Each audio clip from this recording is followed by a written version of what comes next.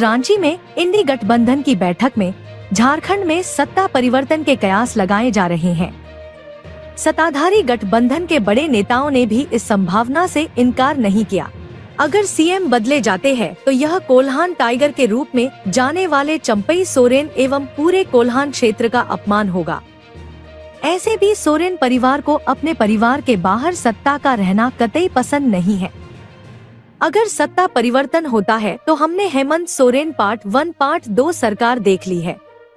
अब फाइनल और concluding part की बारी होगी। इसके बाद यह सत्ता में वापस नहीं आने वाले।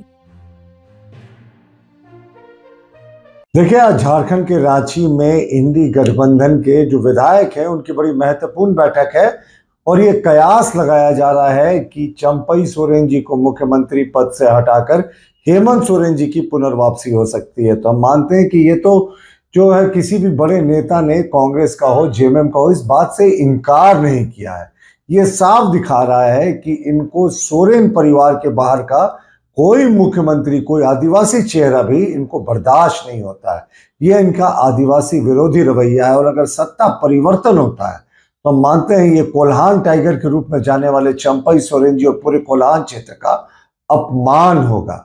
और इन्होंने तो कहा था ना, हेमंत सोरेन पार्ट 1, चंपई सोरेन जी ने खुद को हेमंत सोरेन पार्ट 2 कहा था। और अगर फिर से मुख्यमंत्री हेमंत सोरेन सत्ता पर आते हैं तो हम मानेंगे कि हेमंत सोरेन कंक्लूडिंग पार्ट है, यानी फाइनल पार्ट। दोबारा सत्ता में आने वाले नहीं है। देखिए, झारखंड में जिस तरीके से सत्ता स्थानांतरण हो रहा है, ये एक बार फिर से सिद्ध कर रहा है कि सोरेन परिवार के बाहर सत्ता बहुत दिन तक नहीं रह सकती। सोरेन परिवार जो है वो सत्ता को बाहर रहना बर्दाश्त नहीं कर सकता। एक आम आदिवासी की इनके नजर में कोई पूछ नहीं होती है। चंपई सोरेन को जब मुख्यमंत्री बनाया गया तो हमने कहा था कि ये वैकल्पिक व्यवस्था है, हेमंत सोरेन फिर से मुख्यमंत्री बनेंगे। तब जेएमएम कहा करती थी कि नहीं साहब, ये फुल टर्म मुख्यमंत्री है।